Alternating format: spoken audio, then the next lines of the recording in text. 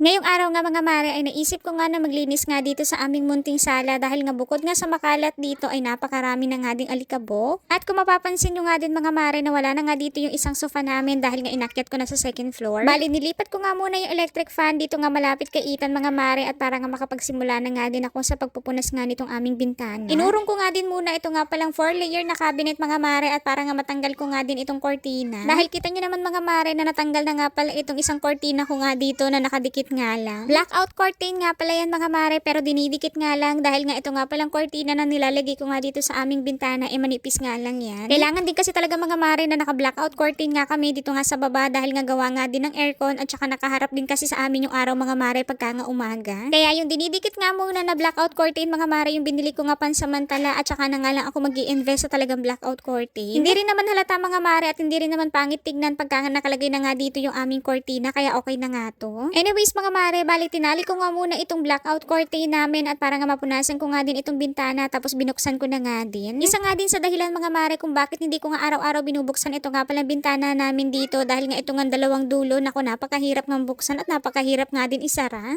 Kaya pagka nga lilinisan ko nga itong mga mare tsaka ko lang to nabubuksan talaga ng ganito. Kaya madalas din talaga mga mare kung mapapansin nyo nga din sa mga vlogs ko na yung pintuan na nga lang yung nakabukas kaysa nga dito sa aming bintana. Pinunasan ko nga din pala ng gusto mga mare ito nga palang bawat gilid nga ng bintana dahil nga marami na nga ding agyo dito. Pagkatapos ko nga pala punasan yung bawat sulok nga ng bintana mga mare para nga matanggal nga yung alikabok tsaka naman yung mga agyo dito ay sinara ko na nga din pala agad itong bintana. At kitang kita nyo naman dito sa video mga mare kung paano nga ako nahirapan na isara nga pala itong dalawang dulo dahil nga napakatigas talaga at hindi ko talaga kaya. Kaya ending nga mga mare ay naku sumuko na nga agad ako at mamaya na nga lang to isasara pagka nga naandyan na nga ang aking asawa para nga meron akong katulong. Binaba ko na nga din pala itong blackout curtain mga mare tapos inayos ko na nga din yung pagkakadikit nito sa may bandang itaas. Ibabalik ko na nga din itong kortina mga mare dito nga sa bintana at hindi ko nga muna to papalitan sa ngayon dahil nga maulan nga at napakahirap ng maglaba. Next week na lang siguro ako magpapalit ng kortina mga mare dahil nga ngayong week nga ay yung mga nilabhan nga namin yung mga kumot nga tsaka mga punda.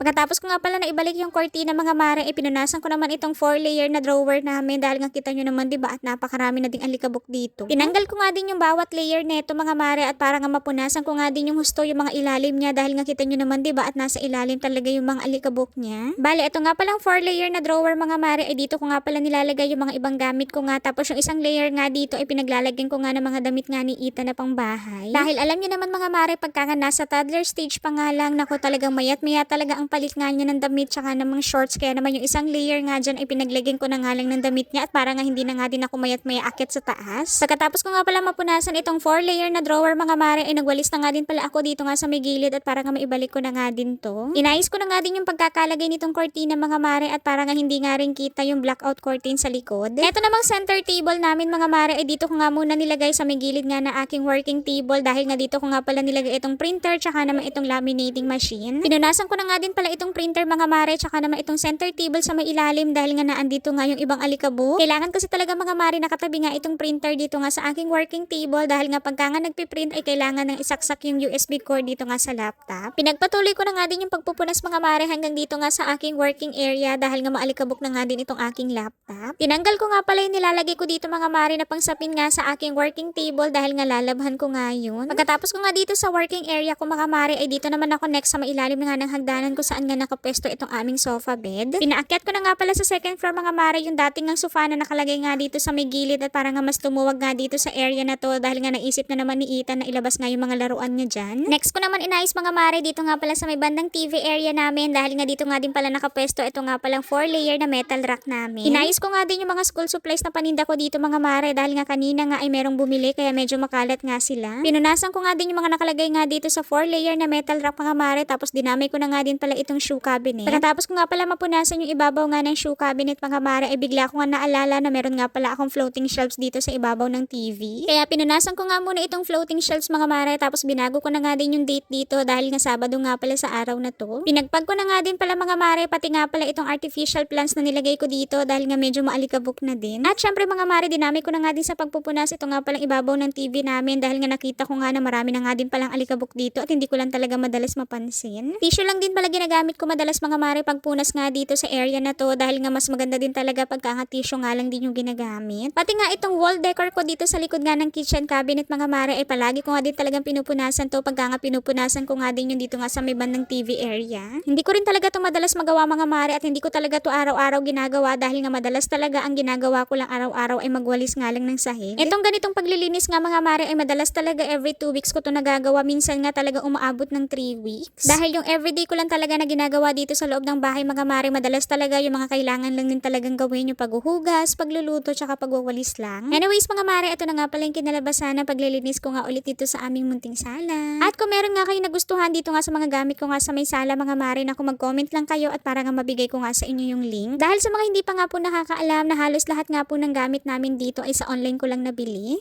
Siya, yun lang muna. See you on my next vlogs.